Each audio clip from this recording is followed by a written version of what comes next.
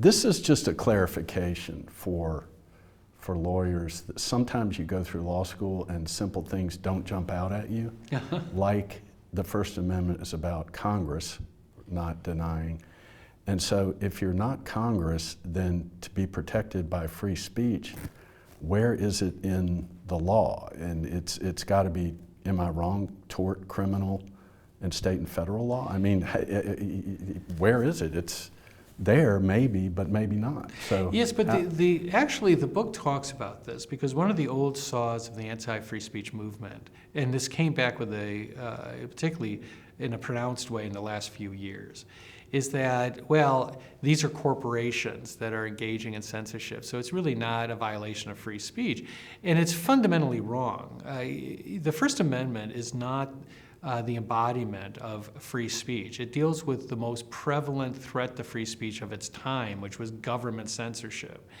But that's not what free speech means. It's sort of like, I always ask people to take this argument, if the Constitution or statutes didn't outlaw racial discrimination and universities or corporations engaged in racial discrimination, would you say that it's not racial discrimination? Would you say that it's okay because it's not prohibited? There's a value that defines us as a people. Free speech is one of those values.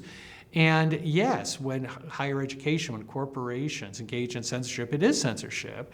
And in fact, the ACLU has long taken the position that, of course, it's censorship when done by private parties. What happened in the last few years was an alliance between the government, a coordination between the government and corporations.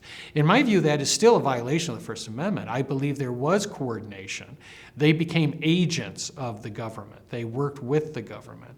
But we don't need to answer that question in order to condemn it. It's still all a violation of free speech values. And ultimately, when we look at the anti-free speech movement that exists today, it's unprecedented. It's not that we haven't had anti-free speech movements historically. We just have never seen anything like this. We've never seen corporations, the government, the media, academia join together. Two of those groups have historically been proponents for free speech. And the fact is, free speech isn't a free fall. You know, I just got back from speaking in Berlin at the World Forum. I was one of only 2 free speech advocates that spoke at that event. And the Europeans are doubling down, particularly after Vance's speech in Munich, on censorship. That's what the Digital Services Act is. And I spoke with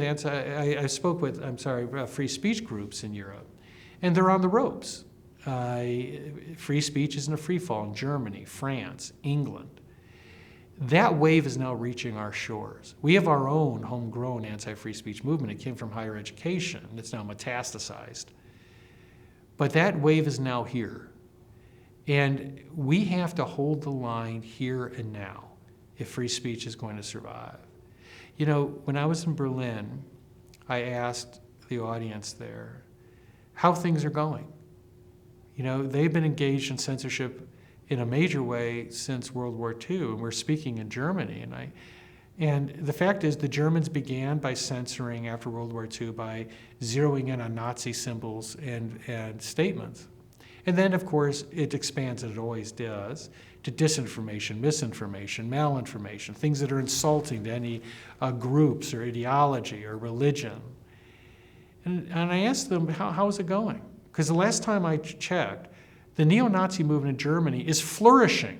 There are thousands marching through your towns. You haven't even made a dent. But you know where you've succeeded? A recent poll in Germany showed that only 17% of Germans feel comfortable speaking publicly. So you've silenced the wrong people. But maybe that's the point, right? You've gotten control over what people can say. And that's what, in the United States, we have to look across the ocean to see where we're going and what we have here to defend.